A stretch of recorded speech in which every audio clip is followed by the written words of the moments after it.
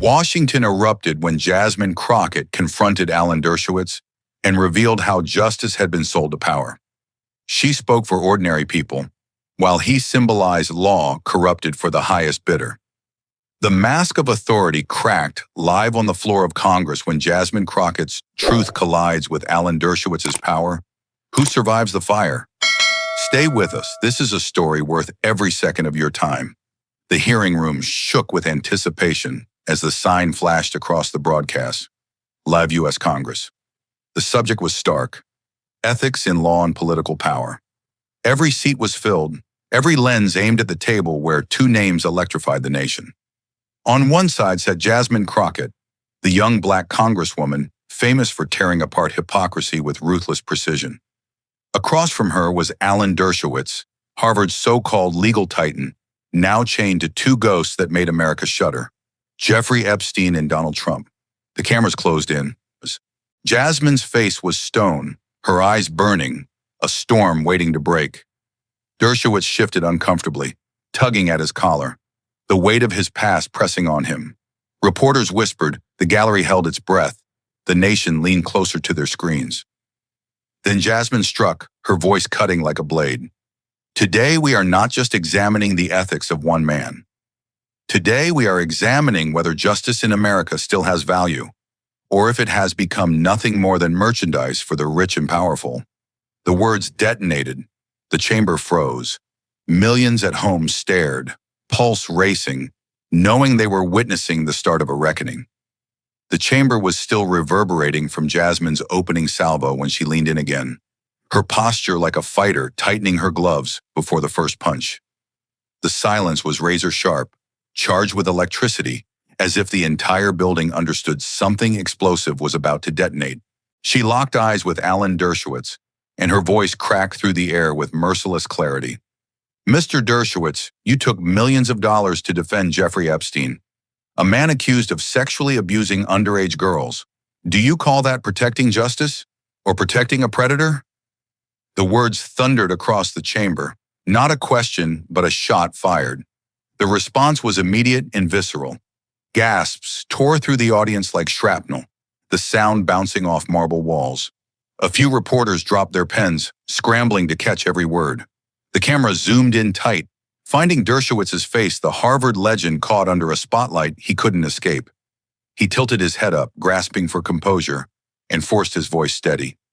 Everyone has the right to a defense. I fulfilled my duty as an attorney.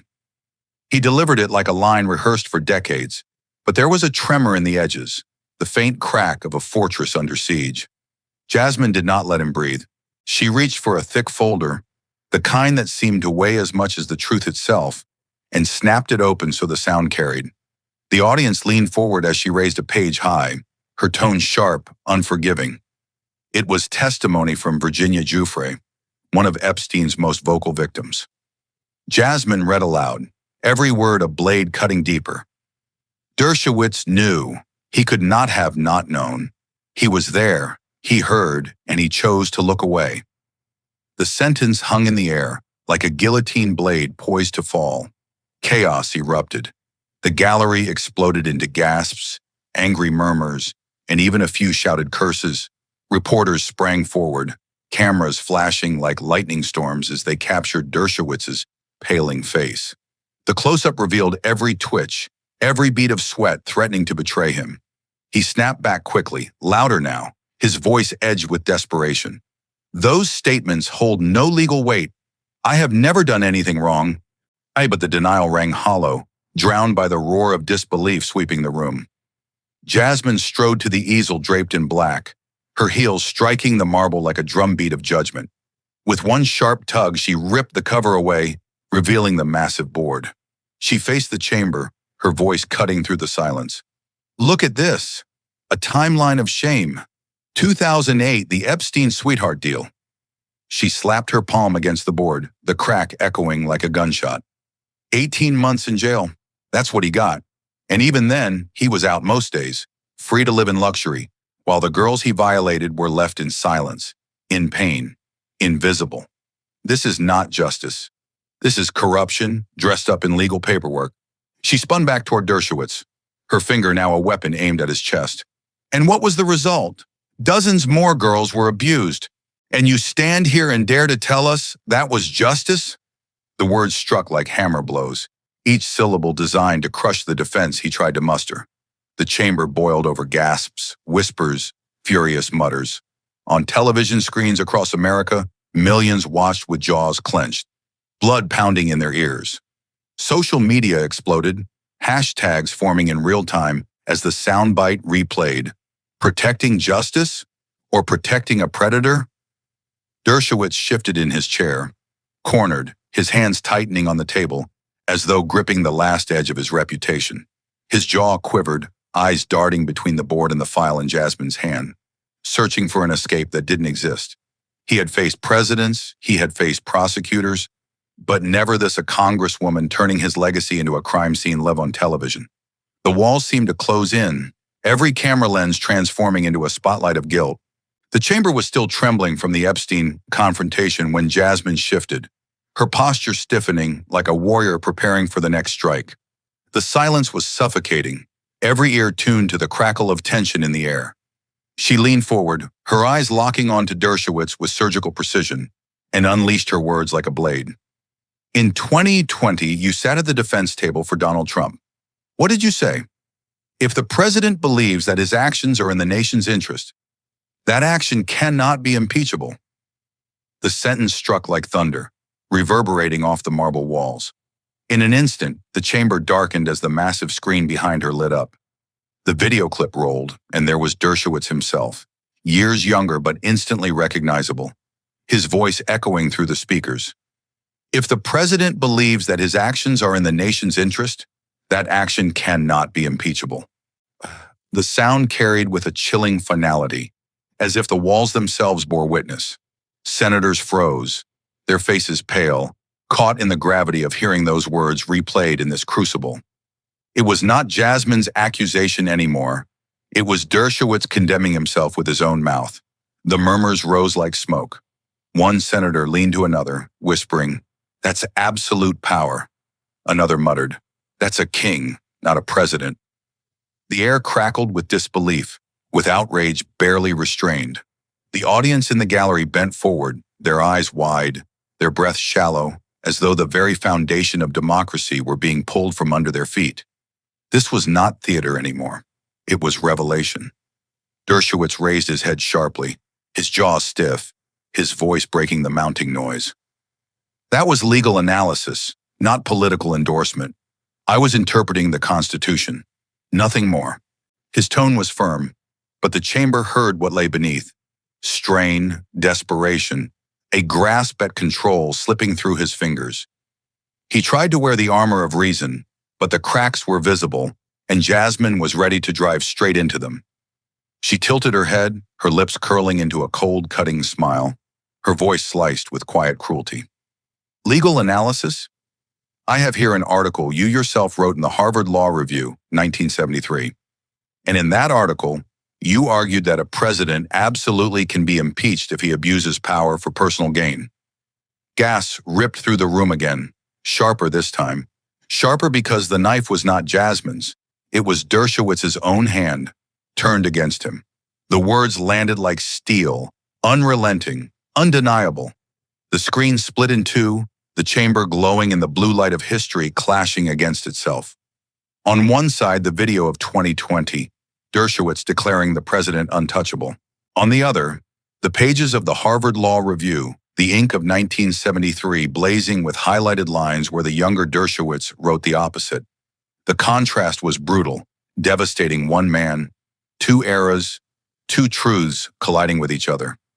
Senators shifted uneasily, their faces carved with disbelief. Reporters clicked furiously, flashes illuminating the chamber like bursts of lightning. Jasmine struck the final blow, her voice no longer a question, but a judgment. You do not protect the Constitution. You twist it to serve power. And that, sir, is betrayal of democracy. The chamber shook as the words detonated, a gavel pounding desperately for order, drowned by the roar of outrage. Some senators slammed their hands on the table, voices rising. Others sat in stunned silence, unable to mask their shock.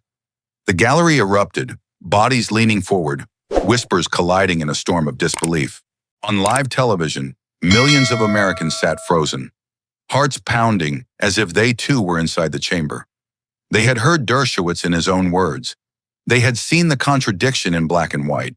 No defense could erase the image of a man who once argued one truth, and decades later bent it for power. Jasmine hadn't just challenged him, she had stripped him bare, turned his legacy into a contradiction too damning to ignore. Dershowitz sat rigid, his face drained of color, his hands trembling as they gripped the table's edge. His mouth twitched, as though searching for words, but nothing came. The silence around him was louder than any accusation. He had survived scandals, trials, storms of controversy. But this was different. This was his own voice, his own pen, his own contradiction carved into the record of history. The chamber refused to calm. Senators hissed in hushed debates. Aides typed frantically on their phones. Reporters fed lines to networks buzzing with urgency. And through it all, Jasmine stood unflinching, her silhouette hard and unyielding under the harsh lights. She had not merely attacked, she had dismantled. She had forced America to see the split in Dershowitz's soul. A man who once argued for accountability, now standing accused of selling truth for power. And as the noise swelled like a storm breaking loose, one fact was undeniable. Jasmine Crockett had landed her second blow, and it was lethal. The screens were still glowing with the split between 1973 and 2020, when the committee chair leaned into the microphone. His voice was low but carried the weight of authority. This committee will now call a witness. A hush fell, deeper than before, as if the air itself braced for impact. Mark Lewis, former Harvard student. The name rippled through the chamber, unexpected, unsettling. Reporters jerked upright, and even seasoned senators leaned forward, sensing a twist they had not anticipated. From the gallery, a young man in a dark suit rose. He looked smaller than the moment demanded, but the determination in his eyes pulled every camera toward him. Mark Lewis walked the aisle slowly, each step echoing like a drumbeat of reckoning. He swore the oath, his hands steady despite the lights and the tension pressing down on him. When he sat, his voice wavered at first, but then grew strong. In 2010, he said, I was instructed to write a research paper supporting Professor Dershowitz's position. When I refused, I was threatened with losing my scholarship. The reaction was explosive. Gasps tore through the chamber, followed by a wave of shocked whispers that rolled from the senator's bench to the farthest gallery seat. Reporters scribbled so furiously their pens tore paper.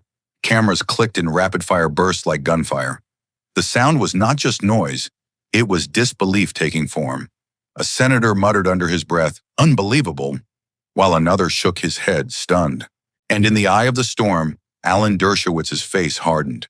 He shot to his feet with sudden fury, his chair scraping across the floor, the sound sharp as steel. His voice cracked like a whip. "This is slander. I have never coerced any student." The denial thundered through the chamber, but the force of it only betrayed desperation. He wasn't the calm scholar anymore. He was a cornered man striking out, his fists pressed against the table, his shoulders tense, his voice so loud the microphones hissed with distortion.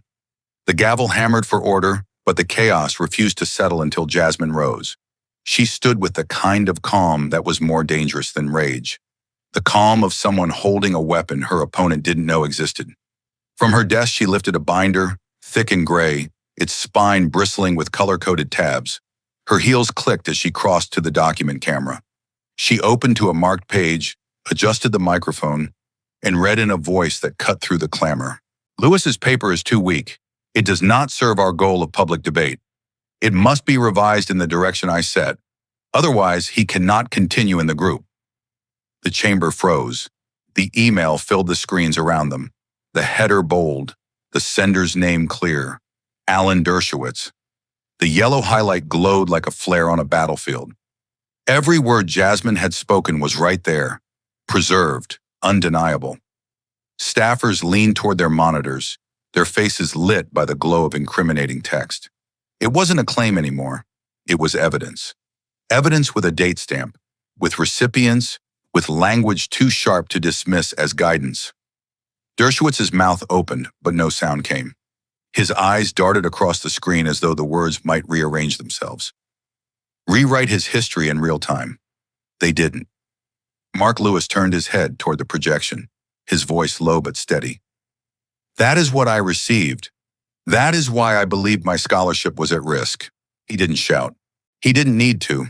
The truth carried its own thunder. Then came the whisper, soft, but amplified by the microphone of a nearby senator who didn't realize it was live. This is the abuse of intellectual power. The phrase sliced through the chamber, more lethal than any shout. It wasn't accusation from Jasmine or testimony from Mark. It was judgment, spoken from the very bench of power. Reporters pounced on the words, fingers flying over keyboards, eyes wide as if they had just caught lightning in a bottle. Jasmine turned back to the screens, pointing deliberately. First to the phrase, public debate, then to the direction I set. Her voice was measured, sharp, every syllable like the crack of a whip. This is not mentorship. This is leverage. She let the silence follow, a silence heavier than noise. Mark's shoulders loosened, a faint relief in his posture, the relief of someone who had carried a weight for years and finally set it down in public. The chamber seemed to bend under the gravity of the revelation. No one moved, no one breathed too loudly. Even the cameras seemed to hum softer, capturing not just images, but the collapse of an untouchable myth. Dershowitz, once the towering figure of Harvard law, sat in his chair like a statue under siege. His reputation, carved over decades, was cracking in real time, pieces falling away with every replay of that email. For the first time in hours, Jasmine didn't need to speak. The evidence was speaking louder than any accusation could. The room had shifted permanently. It was no longer the stage of a hearing, it was the site of an unmasking. And across the country, millions of viewers felt it in their bones. The idol of academic power had begun to crumble, and there was no way back. The chamber was still trembling from the witness testimony when Jasmine straightened her shoulders and moved back to the microphone. The storm had already battered Alan Dershowitz, but there was a glint in her eye that told the nation he had not yet seen the worst. She placed a single sheet of paper on the table before her, let the cameras find it, and then lifted it slowly into the lights. The room tightened, every head leaning forward. Something irreversible was coming. Her voice rang out, firm and deliberate. We've talked about Epstein. We've talked about Trump. We've even heard from students who felt the weight of your influence. But now, this committee will see something never before revealed to the public. She turned to the monitors. An email, written by Alan Dershowitz, sent directly to senior officials at the American Israel Public Affairs Committee. Date, March 12, 2012, 8:43 p.m. The subject line, urgent legal leverage. The screens behind her lit up, displaying the document in stark black and white. Gasps broke through the chamber. The sender field read Alan Dershowitz. The recipient line listed two senior AIPAC strategists by name. The timestamp glowed, precise and undeniable. Jasmine pointed directly to the yellow highlighted section, her finger steady, her tone unyielding. These are your words, Mr. Dershowitz, she declared. Then she read them aloud. I am prepared to use my legal influence and my connections in Congress to block any international case targeting Israel, provided your side guarantees support for the political campaign now underway. The words sliced across the chamber like a guillotine blade. For a moment, silence reigned. Even the reporters froze, their pens hovering above paper, stunned by the magnitude of what they had just heard. Then the dam broke. Senators erupted, voices colliding in disbelief. Some demanded immediate verification, others shouted about corruption. The gallery audience cried out, a wave of outrage crashing through the hall. Reporters leapt to their feet, shouting into phones, cameras firing in rapid bursts. The chair hammered his gavel over and over, but the sound drowned beneath the uproar. Order was no longer possible. The evidence glowed across the giant screens. Sender, recipients, subject line, timestamp. And beneath it all, the bargain in plain text. A pledge to trade legal protection for political gain. It was not theory. It was not interpretation. It was a transaction, documented in Dershowitz's own words. Staffers stared at their monitors, some covering their mouths, others frantically typing notes. The chamber felt less like a hearing room and more like a courtroom where the verdict had just been read. Dershowitz rose unsteadily, his face drained, his hands trembling. Sweat beaded along his brow as he tried to summon the voice that had once dominated courtrooms and television studios. It failed him. This is a forgery, he stammered. I don't remember. The words collapsed under their own weakness. His voice cracked. His eyes darted wildly across the chamber, searching for a lifeline that wasn't there. For the first time, he looked small. Jasmine didn't let him finish. She stepped closer to the microphone, her voice sharp and unrelenting. Justice is not a bargaining chip. When you turn the law into merchandise, you are no longer a professor, you are a broker of power. The words struck like hammer blows, final and unforgiving. She spoke them slowly, giving each phrase room to land, to resonate, to crush what remained of his defense. The room erupted again, but this time it wasn't chaos. It was applause loud, rolling, unstoppable. People in the gallery leapt to their feet, clapping, cheering, pounding the railings until the sound reverberated through the chamber. Senators exchanged glances of disbelief, some grim, some quietly approving. The chair's gavel cracked against the block, but it was drowned in the roar. The chamber had chosen its verdict. The cameras cut to Dershowitz. His lips moved, but no sound emerged. His hands gripped the edge of the table as though it might anchor him, but his body sagged under the weight of exposure. The email behind him glared in damning clarity, the yellow highlighted line glowing like a scar carved into his career. He had no words left, no arguments, no escape. For a man who had built his life on language, the silence was catastrophic. Jasmine stood motionless, her expression calm, but her eyes blazing with conviction.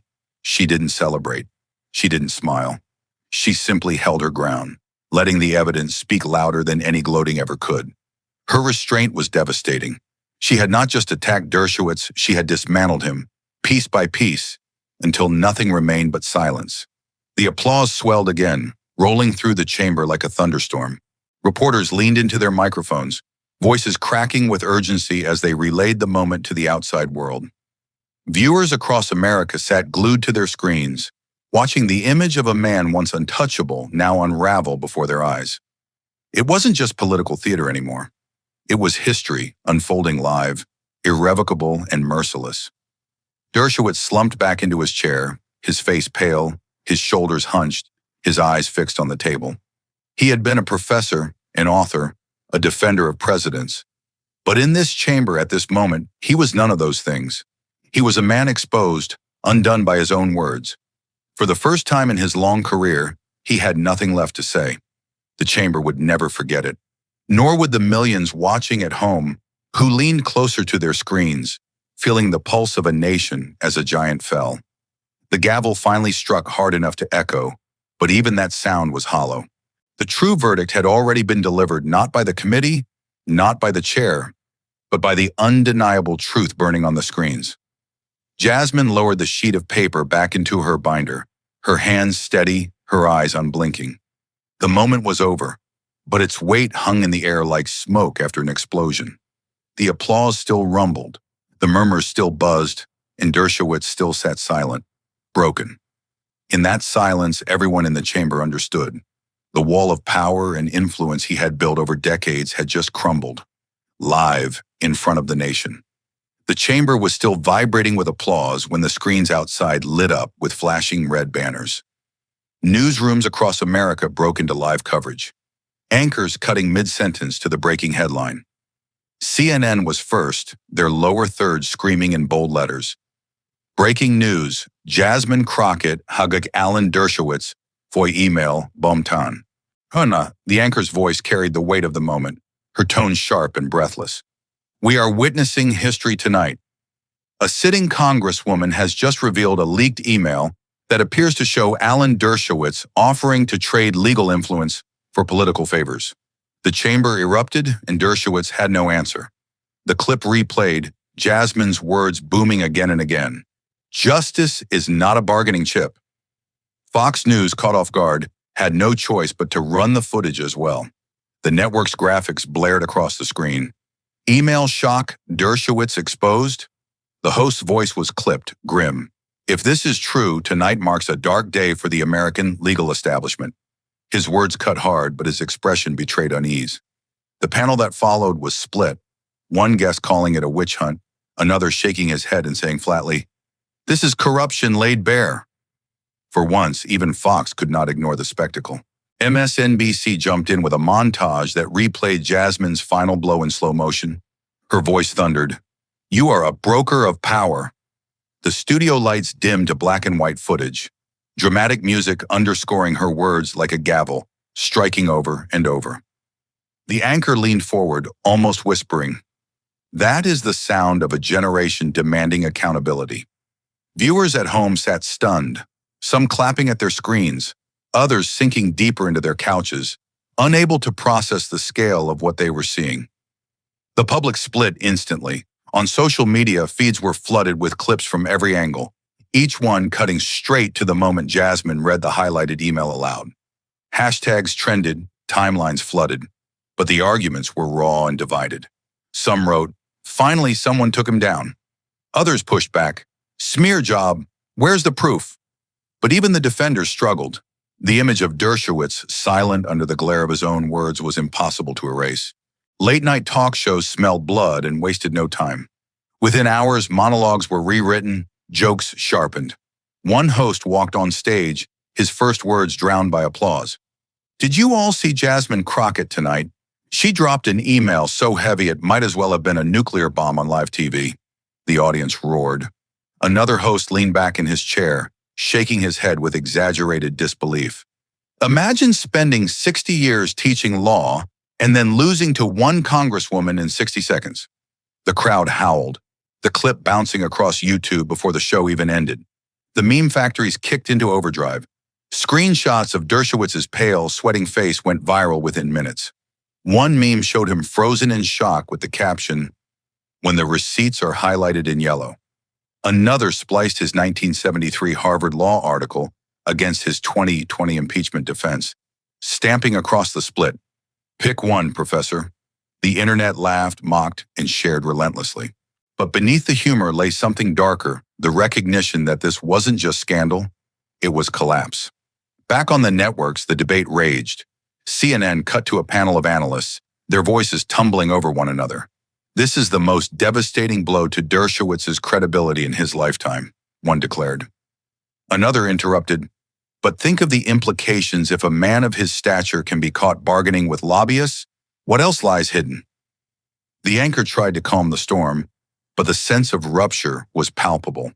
For the first time, Dershowitz wasn't being analyzed as a titan. He was being dissected as a cautionary tale. Even Fox, usually loyal to figures on Dershowitz's side of the aisle, could not contain the damage. The host repeated grimly, "If true, this is a dark day for the American legal system." The clip replayed again, Jasmine's words cutting through the studio like a blade. Viewers called in, some furious, some gleeful, but nearly all stunned. The story had already escaped partisan boundaries. It was bigger than politics. It was about power itself and how it crumbles under light. By midnight, the story dominated every screen in America. Televisions in bars replayed the moment, patrons cheering or booing with equal fervor. Office workers stayed late, huddled around laptops, whispering, "Did you see that?" Families at home sat in stunned silence. The image of Dershowitz's silence burned into their memories.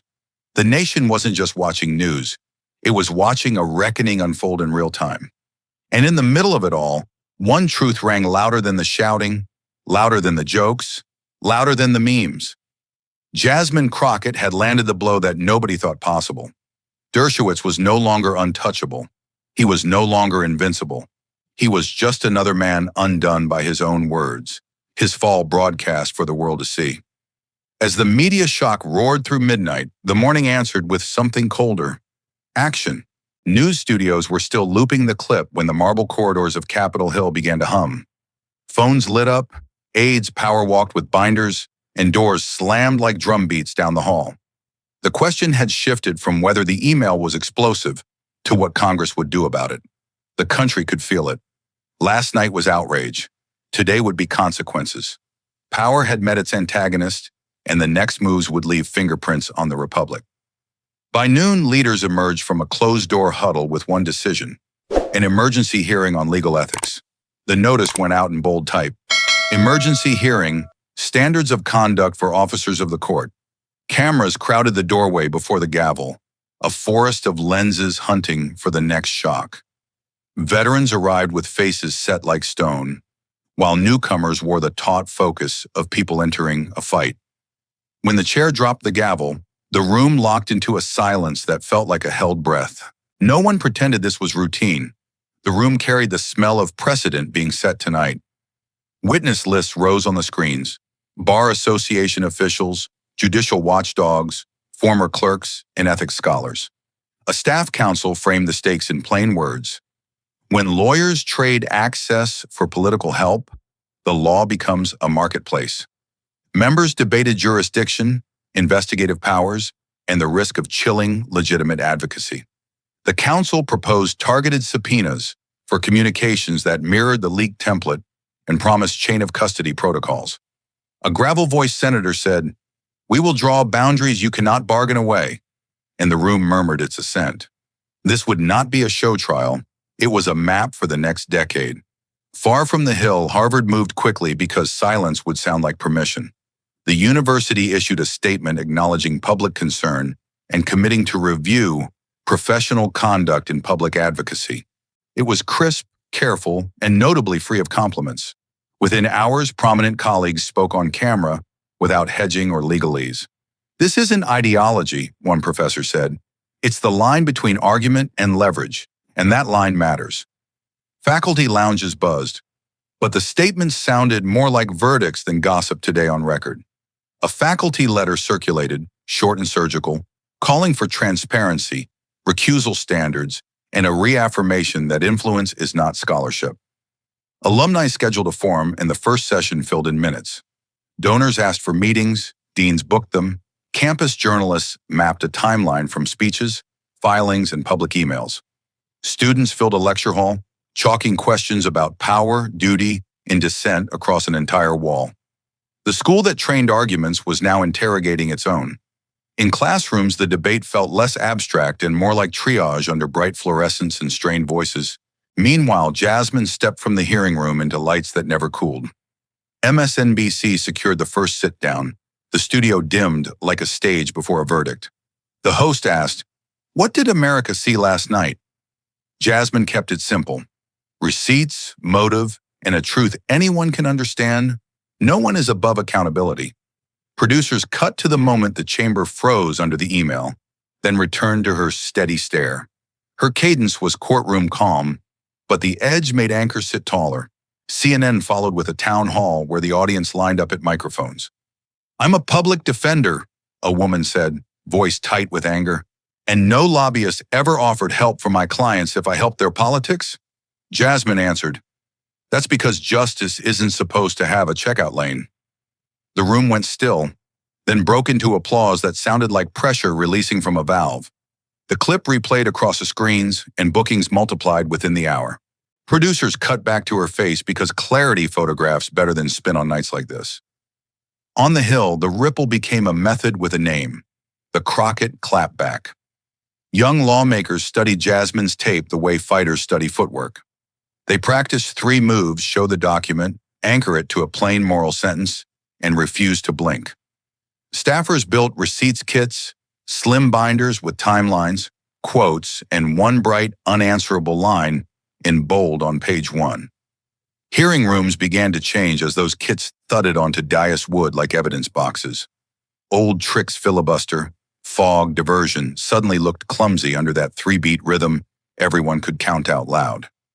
In one oversight subcommittee, a freshman rolled out a monitor and worked the pattern: document, translation, value. This is what you wrote. This is what it does to regular people. This is why it crosses the line. The witness stalled, but plain language stole time from excuses. Reporters outside said it without coaching. That was a Crockett clapback. Inside, even skeptics admitted the formula turned fog into shape. By week's end, the emergency panel had draft language for a binding code, disclosures for legal advocates who lobby, cooling-off periods, and penalties with teeth. Bar associations signaled cautious support, but their spokespeople sounded ready to move. "Clarity protects good actors and exposes bad ones," a director said, summarizing the mood. Staff compiled model rules for states to adopt and posted a public comment window measured in days, not months. The message was clear: the rules of the game would not wait for the next scandal. The draft drew blood because it promised timelines, audits, and names on paper, fast deadlines. The final image of the week belonged to Jasmine walking out of another studio into the night air. A producer hustled beside her asking for a return date. A passerby simply said, "Thank you," and kept moving. She didn't slow, and she didn't look back at the screen, still looping her line about the law not being for sale. The city throbbed sirens, taxis, and a skyline turning from black to steel blue. What began as a broadcast shock had become a blueprint, and power felt it shifting underfoot. Somewhere above the avenues, dawn scraped gold across windows that had watched a line shift. As the emergency hearings and primetime interviews roared on, a quieter surge began to build under the noise. Before the morning traffic thickened, envelopes and emails started arriving in waves that did not slow. Staffers stacked them by hour, then by city, then by year, as if sorting pieces of a long, broken timeline. The subject lines were spare, the handwriting steady or trembling, but the message was unmistakable. They said, "You spoke for us." The first letter was creased and sun-faded, carried too long in a pocket that never felt safe. Inside, a single page said only that a girl had waited half her life to hear the words spoken in the open. Another envelope wrapped a photocopy of a diary line and a date that still hurt to read aloud. One email came from a shared computer at a shelter, signed with 3 initials and a simple sentence. Again, "You spoke for us." As more arrived, a pattern formed that even cynics could not miss. Short notes from small towns sat beside careful accounts from big cities, each refusing to let the night be forgotten. A volunteer set up a confidential drop to protect names while preserving testimony, and the inbox filled within minutes. Staff paused phones and printers, reading in silence while the hum of the building seemed to step back. The voices braided into one line the whole office could repeat without looking down. "You spoke for us." Jasmine stepped into the doorway, and the room opened for her as if trained by gravity. She took a stack, stood by the window where the light was clean, and read until the paper shook. It was not fear, it was voltage, a current strong enough to rattle bone. She did not annotate, and she did not correct. She listened to what the letters insisted on being. When she finished, she set the pages down and echoed the words softly. "You spoke for us." Momentum shifted from gratitude to plans before lunch ended. In a borrowed conference room, human rights groups taped paper to the walls and wrote a title top center in block print. Justice for Victims Act. They set the rules first: plain language, no loopholes, no grandstanding, and nothing that could be traded in a back hall. Policy teams listed core guarantees: free legal counseling funded by offender fees, standardized evidence preservation, transparent plea negotiations, and victim notification as a right. A veteran advocate said the only doctrine that mattered was durability, and the room nodded like a single mind. Draft text moved laptop to laptop, each pass tighter than the last. An attorney drew a line through jargon and replaced it with words a teenager could read on a phone. A director added an independent reporting channel insulated from pressure, plus penalties with teeth when cases were buried. Another planner insisted on annual audits with public dashboards so numbers could not be hidden inside press releases. They worked fast, precise, and quiet, like a pit crew rebuilding an engine while the car still ran. By afternoon, they had a working bill, not a press release. The email went out to a coalition list with a clean link and a blunt subject line: Justice for Victims Act Draft V1. Survivors and experts were invited to mark the text line by line for blind spots and weak seams. The filing strategy was simple: gather names, hammer revisions, and walk the pages into offices until a sponsor signed. Someone asked how many co-signers would count as momentum. An organizer answered, "Enough that the cameras cannot look away." While law met paper, the internet set the clip on fire. The video of Jasmine reading the email began as a steady climb, then curved like a rocket taking off.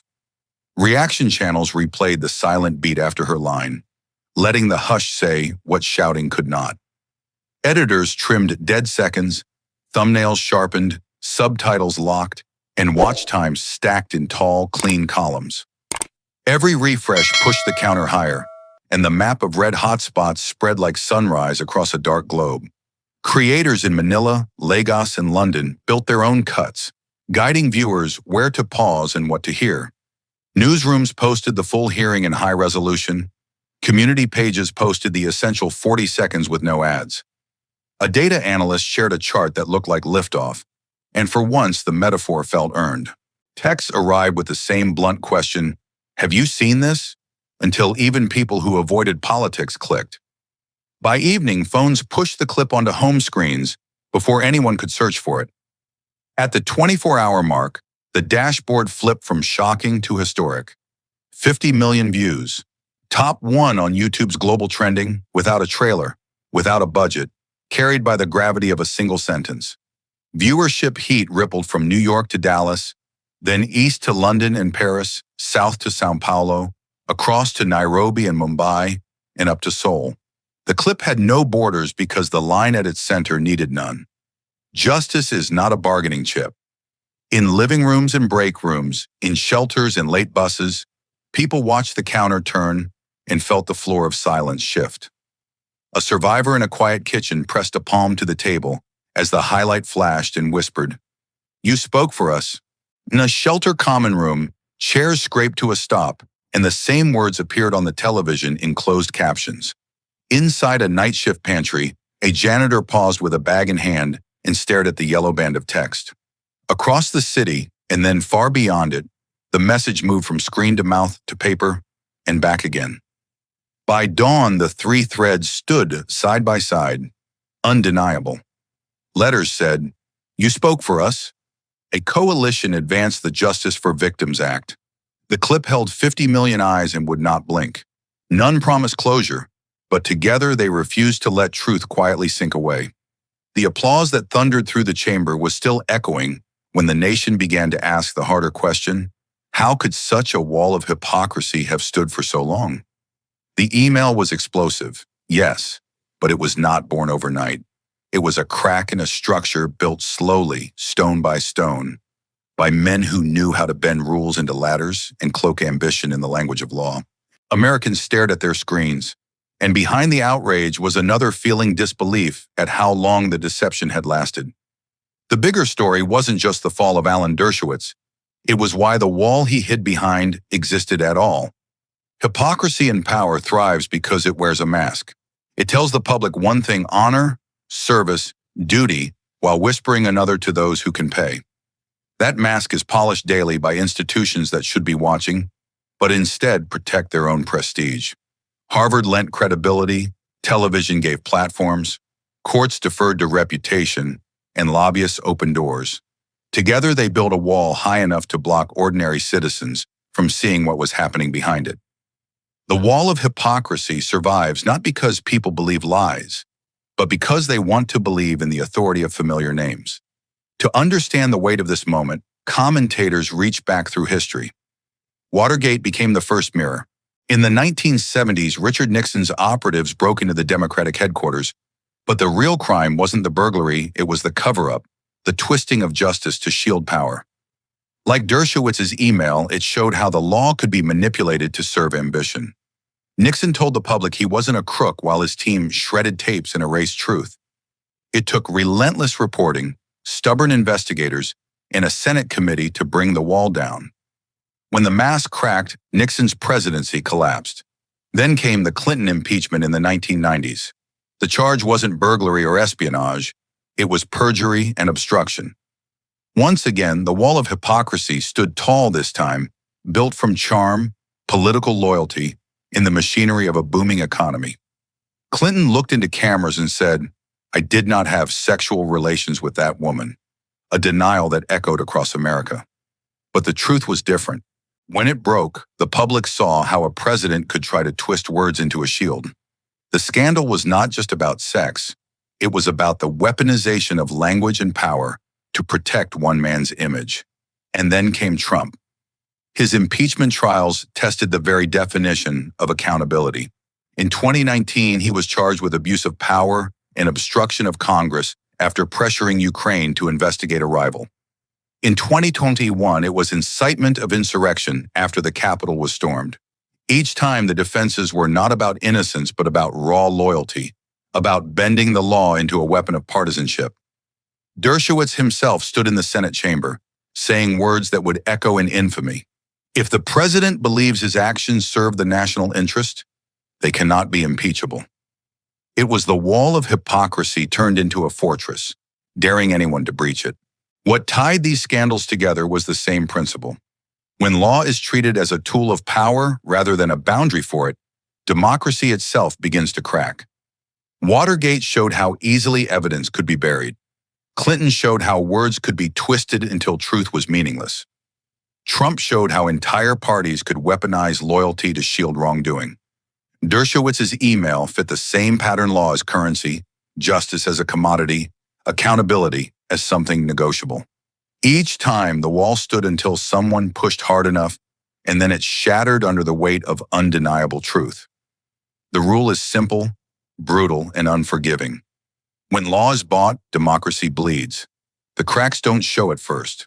They start small, an overlooked deal here, a quiet favor there, a minor cover-up brushed aside as politics as usual. But every compromise weakens the foundation.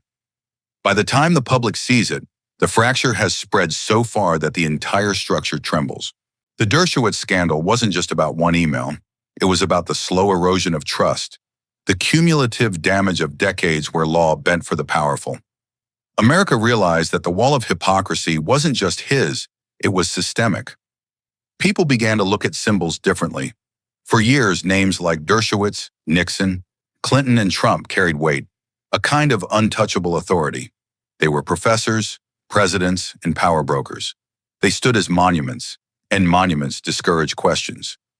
But after the email, after the hearings, after the replayed clips that burned through YouTube and cable news, the spell broke.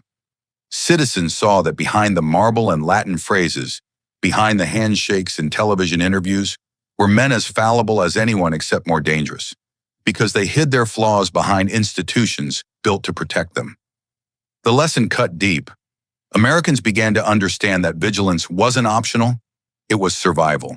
The wall of hypocrisy survives only when people accept symbols without proof, when reputations are allowed to stand in for truth. The hearing showed that the only antidote to false power was evidence plain, visible, undeniable. Jasmine Crockett didn't just argue.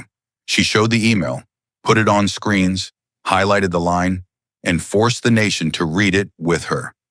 That act pierced the wall because it left no room for denial. The public saw, and once they saw, they could not unsee.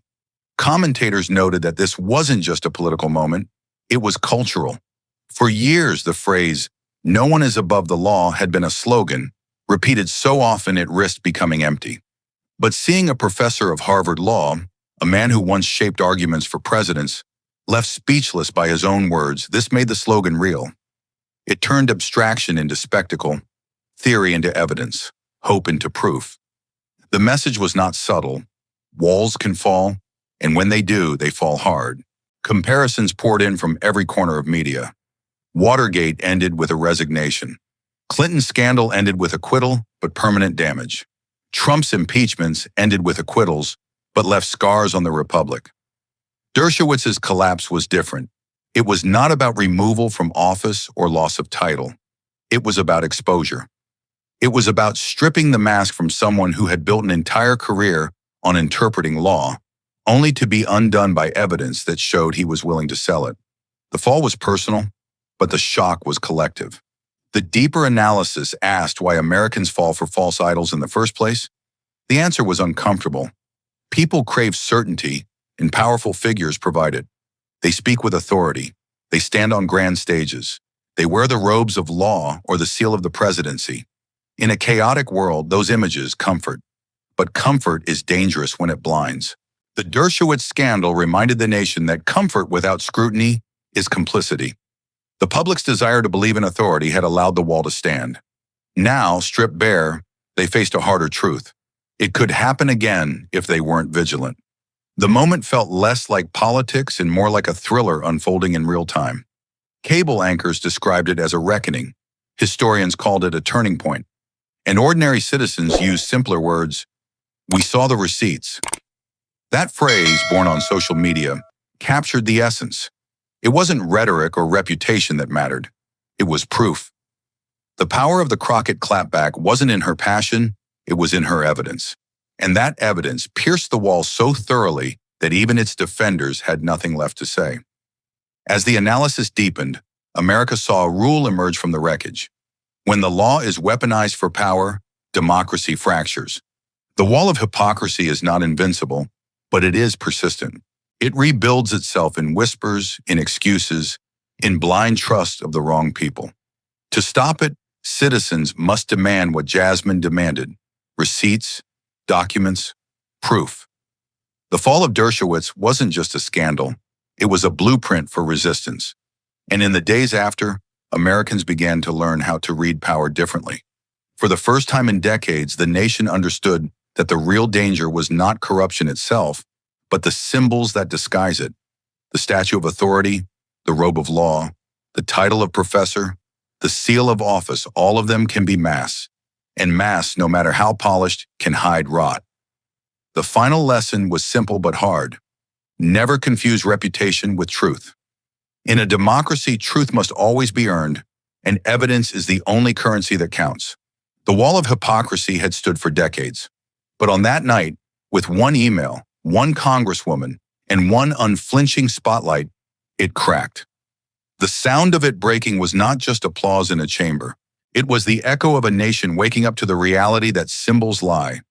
Walls crumble, and power is only as strong as the scrutiny it can survive. The roar of analysis had faded when the camera swung back to the dais, and the room stilled like a held breath. What came next would not be a revelation of documents, but a reckoning of meaning, a final cut that would close the wound properly.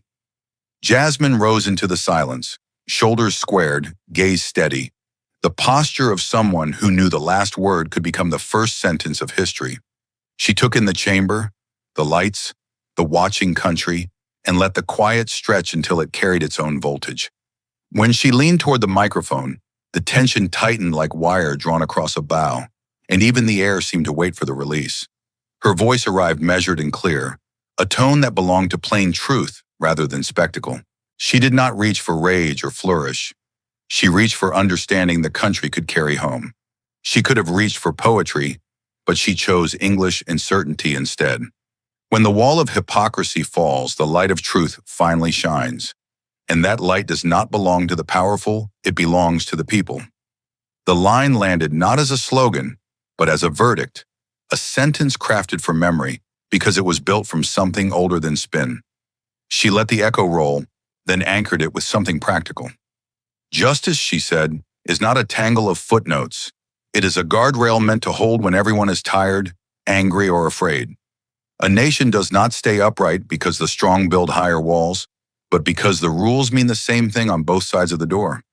She looked down the row of nameplates and reminded them that the law is a public promise, not a private asset. In plain words, she gave the thought a shape anyone could repeat. If the law can be bought, then freedom becomes a receipt. The chamber felt the weight of that logic because it required no translation. No one needed a seminar to decode it. No one needed a pundit to narrate it. The line moved like a bright thread through the crowd, tying strangers into a sudden commons. Somewhere in the gallery, a man whispered, "That's it," and an aide in the back typed the words before he realized his fingers had started. On television, closed captions printed the sentence with the pace of a heartbeat, and living rooms adjusted their quiet around it. She did not linger on victory because victory was not the point.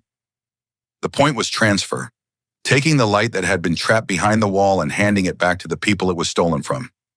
She spoke about duty in language that refused to float, sentences with edges that could work. Justice is not a shield for wealth, she said. It is a wall for ordinary lives, a wall built from the small bricks of fairness delivered on time. If those bricks are missing, the weather gets in. And when the weather gets in, even the sturdiest house starts to fail. A murmur spread, not the restless kind, but the soft ascent of people recognizing a map. She gave them compass points: truth before tribe, evidence before title, accountability before applause. She said the country did not need saints to guard its institutions. It needed citizens who refused to outsource their judgment. She reminded them how easy it is to mistake volume for authority, robes for wisdom, and famous names for proof. Then she brought the thought back to ground. If you cannot explain a rule to a child, it is probably a trick. The cameras cut to faces clerks, aides, senators, each catching a little of the light she was handing out. She asked them to carry it, not like a torch that blinds, but like a lantern that shows the ground in front of your own feet. The light of truth, she said, belongs to the people because they are the ones who have to walk with it when the broadcast ends. No headline can do that walking for you. No party can clock those miles in your name. If you want the wall to stay down, you keep moving, one honest step at a time. She paused only long enough to let breath return to the room, then pressed the message that would follow the country out the doors.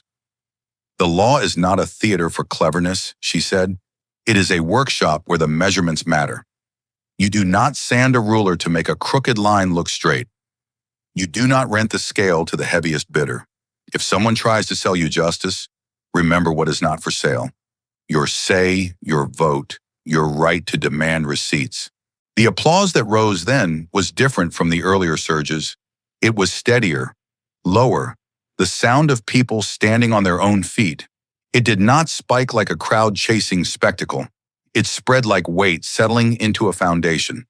The chair's gavel let it run for a few beats before tapping it gentle again, a courtesy rather than a command. Jasmine set the microphone back in its cradle and gathered her papers without rush, as if the point of the night was not heat but clarity. Clarity, after all, is the one resource that multiplies when you give it away. Outside the building, the air held the strange hush that comes after sirens stand down. On the plazas and sidewalks, clusters of people stared at their phones, watching the clip reload and load again. A woman in a cab replayed the final line and nodded once, the kind of nod you give yourself when a decision hardens. A student on a dorm couch sent the sentence to her mother, then to a group chat, then wrote it on a page she did not intend to forget.